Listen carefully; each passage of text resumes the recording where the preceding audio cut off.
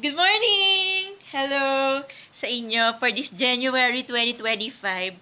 So, meron si Pastora Melissa Benedicto of Light Church May Kawayan na message for all of us today. It it it entitles Turning Point Repentance.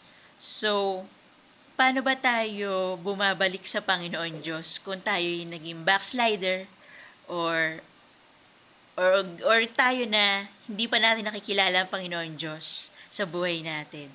So, merong brokenness. May nakaramdaman tayong broken tayo, emptiness, unfulfilled life, malungkot na buhay. And this leads to repentance. Wala nang iba.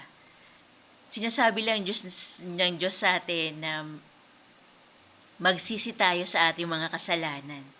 Kaya nakakaramdam tayo ng ganito. So, napansin natin si King David, the man after God's own heart, ganito ang nangyari sa buhay niya after siya naging hari. So, naging successful siya in life, pero may nangyari sa kanya na para siyang nasa in wrong place, in wrong timing, in wrong focus, in wrong actions. Nagkaroon siya ng lustful desire sa isang babae na may asawa na si Bathsheba. And nainagaw niya sa asawa nito na si Uriah, na ipinapatay niya. At talaga naglumakad siya in the way of compromise. So, David fall into temptation. Yun ang nangyari kay David noon.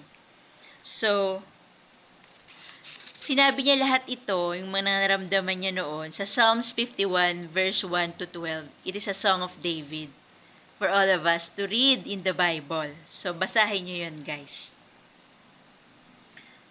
So, nagkasala siya sa Diyos. Yun. So, how to experience revival in our lives pagkatapos nating mangyari sa atin ng ganitong situation. So, parang nakarelate ako. Yun. First, focus on God's love, not your mistakes. So, the unfailing love of God, we can see and see the cross. God is ready for our forgiveness. So, though God is God of justice, so sabihin natin, ipa-punish tayo dahil nagkakasala tayo. No. He's also a God of compassion and unfailing love. So, makakalapit tayo sa Kanya.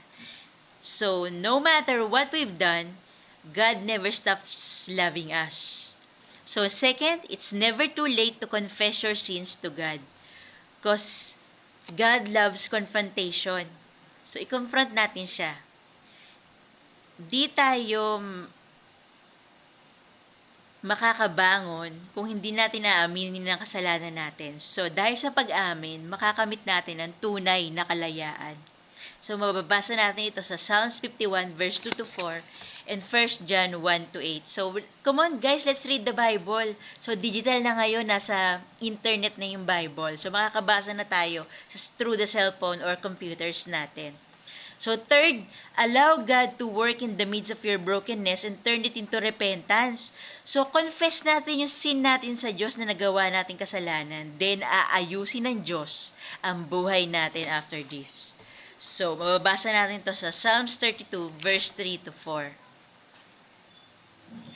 Some depression is not mentally or emotionally. It's also spiritual based minsan. Like David, tulad din nangyari kay Haring David noon sa Biblia.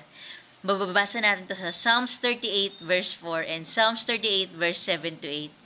So, God wants to save us, to redeem us, and to restore us from our sins na nagawa natin noon. So, number 4, turn away from your sinful ways. Ang totoo, tohanang pag-amin, hindi na binabalikan ang dati pang kasalanan. Nagsisisi, nagpapakumbaba, at nagbabago, guys. Mababasa natin ito sa Psalms 51 verse 10 to 11. And number 5, allow God to help you deal with the consequences. Mababasa natin ito sa 2 Samuel 12:12, walang lihim na hindi nabubunyag. So, tutulungan tayo ng Diyos na mabuhay na sa ginawa nating kasalanan na pagsisihan natin ito and ma-deal natin yung consequence na mangyayari dahil sa paggawa natin ng kasalanan na ito. And number 6, allow God to use your mistakes for a greater testimony. So, magiging testimonya natin tong sa buhay natin para magamit ng Diyos ang mga failures at brokenness natin to minister to other people, para makilala ng tao ang Diyos sa buhay natin.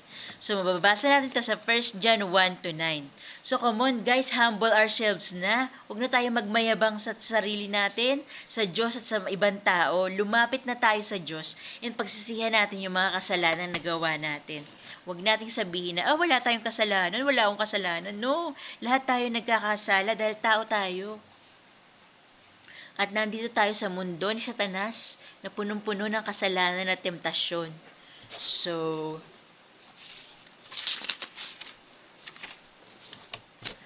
we have the turning point, repentance.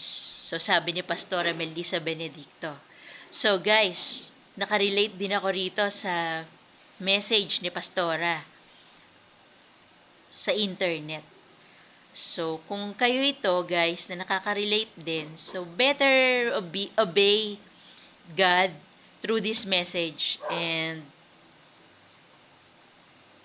maayos natin ang sarili natin after this kung gagawin natin ito. Okay, guys? So, that's it for now. This is Mami Yang wishing you the best in life. Mwah! See you next time. Bye for now. Happy New Year, everyone! Bye!